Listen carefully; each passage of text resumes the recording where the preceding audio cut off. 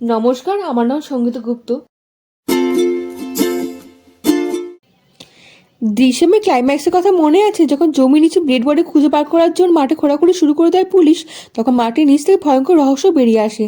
ঠিক একই জায়গাতে শুরু হয়েছে সাউথ ইন্ডিয়ান মুভি। পুরো সিনেমা ইন্ডাস্ট্রিকে বলে দিয়েছে সাসপেন্স থ্রিলার ক্যাটাগরিতে মালায়ালাম সিনেমার সঙ্গে অন্য কোনো ইন্ডাস্ট্রি সিনেমার কম্পিটিশনই হতে পারে না। কিছুদিন আগে কিষ্কিন্ধা কান্ডাম বলে একটা সিনেমা রিলিজ করেছিল, যার ক্লাইম্যাক্স এখানে হলিউড মুভি ক্লাইম্যাক্সও ভুলে যাবেন। আজকাল ফিল্ম রিলিজ হওয়ার 28 দিন বাদে ওটিটি প্ল্যাটফর্মে সিনেমা রিলিজ হয়ে যায়। মালায়ালাম সিনেমার জন্য 2 মাস অপেক্ষা হয়েছে। মালায়ালাম রহস্য ক্রাইম থ্রিলার রেখা চিত্রাম 9 জানুয়ারি 2025 থিয়েটারে মুক্তি পেয়েছিল। এরপর রেখা চিত্রাম মালায়ালাম হত্যা রহস্য crime thriller Sony LIV OTT প্ল্যাটফর্মে একাধিক ভাষায় এখন মুক্তি পেয়েছে। রেখাচিত্র রিলিজ হওয়ার পর থেকে বক্স অফিস কাঁপাচ্ছিল। রেখাচিত্র রিলিজ হয়েছে 2 মাস হয়ে গেছে। তার নর্থে অডিয়েন্সের কাছে যখন হিন্দি টাইমে এসে পৌঁছাবে না, তখন নর্থে অডিয়েন্স তারও এনজয় করবে। হলডে ফেমাস ফিল্ম নানের কথা মনে আছে, যে কাউন্সিলের সঙ্গে সম্পর্কে জুড়ে আছে। সেরকম যেরকম নান দেখে আমরা এক্সাইটমেন্ট ফিল করি, সেম কাজ করেছে মালায়ালাম সিনেমাও। একটা ছেলে শুনশান জায়গায় সোশ্যাল মিডিয়াতে লাইভ করছে এবং নিজের সম্পর্কে কিছু কথা স্বীকার করছে। লাইভে নিজে মরা কথা যখন বলে, লোকে কিছু বোঝার ওঠার আগে গুলি চালানো আওয়াজ পায়। আপনারা শোনার দরকার সোশ্যাল মিডিয়াতে ক্যামেরার সামনে সবার সামনে কি বলছিল, মরাবে কি বলে গেল সবাইকে। লোকটি নিজের সম্পর্কে 40 বছর আগে হওয়া একটা অপরাধের কথা স্বীকার করে যায়। নিজের অপরাধ কথা স্বীকার করে নিজের প্রাণ নিজে নিয়ে নেয়। লোকটি জঙ্গলে যে জায়গায় বসে সোশ্যাল মিডিয়াতে লাইভ করছিল, সেই জমির নিচে একটা মৃতদেহ পাওয়া যায়।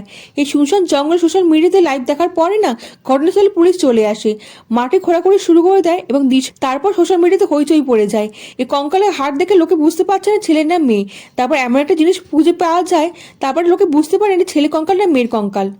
2024 সালে মে মাসে সিনেমা শুটিং শুরু করা হয়েছিল এবং 40 বছরের পুরনো কাটুরু কাটুরামের সেট পুনর্নির্মাণ বাস্তবায়ন করার জন্য এই সিনেমা নির্মাতাদের কাছে চ্যালেঞ্জিং বিষয় ছিল। এই কঙ্কালে পায় না নুপুর পরানো রয়েছে। পারফেক্ট ক্রাইম বলে দুনিয়াতে কিছুই হয় না। ক্রিমিনাল নিজের পিছনে কিছু প্রমাণ ছেড়েই যায়, পুলিশ সেটাকে তত প্রমাণ হিসেবে কাজে লাগায়। 40 বছর আগে খুন হওয়ার কঙ্কাল পুলিশের কাছে এখনো বিচার চাইছে, কারণ খুনি যে এখনো বেঁচে আছে। মালায়ালাম সিনেমার লেজেন্ড মামতির কাছে কেসে চাবি আছে। যেরকম কালকে অমিতাভ বচ্চনের ইয়ং ভার্সন দেখানো হয়েছিল, সেরকমই মামতির 40 বছর পুরনো ইয়ং ভার্সন দেখানো হবে। এটা ভিএফএক্স সাহায্যে দেখানো হয়েছে। শুনে যেমন অদ্ভুত লাগছে, দেখার সময় একটা ইউনিক এক্সপিরিয়েন্স হবে। এইরকম ইনভেস্টিগেশন থ্রিলার ক্রাইম ফিল্মকে লাভ লেটারের মতন বানানো হয়েছে ফেভারিট অ্যাক্টরকে ট্রিবিউট দেওয়ার জন্য, তাও একটা মার্ডার কেসের ভিতর দিয়ে। আমি তো গল্পের একটা অংশ বললাম, পুরো সিনেমা যখন দেখবেন না 360 মাথা ঘুরে যাবে। এই ফিল্মের ক্লাইম্যাক্স একদম ফ্রেশ আনপ্রেডিক্টেবল এন্ডিং দেখানো হয়েছে। ধোকা দেওয়ার জন্য কিন্তু স্লাইড পট দেখানো হয়েছে। এর মধ্যে জড়িয়ে গেলে কিন্তু এন্ডিং হাত থেকে বেরিয়ে যাবে। তদন্ত করতে গিয়ে দীর্ঘদিনের গোপন রহস্য, বিশ্বাসঘাতকতা, দুর্নীতি, ভয়াবহ সত্যি সবার সামনে চলে আসে। রেখাচিত্র গতিক অনেক ধীর, অনেকের নাম পছন্দ হতে পারে। সবচেয়ে ভালো দিক হলো মানব সিনেমা ইন্ডাস্ট্রি যাকে বাকি সব ইন্ডাস্ট্রি থেকে আলাদা মানে, সেটা হলো অ্যাক্টিং। অ্যাক্ট্রেসের অভিনয় দেখে মনেই হয় না তারা অভিনয় করছে, মনে হয় সিসিটিভি ক্যামেরা চলছে, রিয়েল ঘটনা আমার সামনে দেখানো হচ্ছে। সনি লিভে ওটিটি প্ল্যাটফর্মে আপনি এখনই দেখে নিন।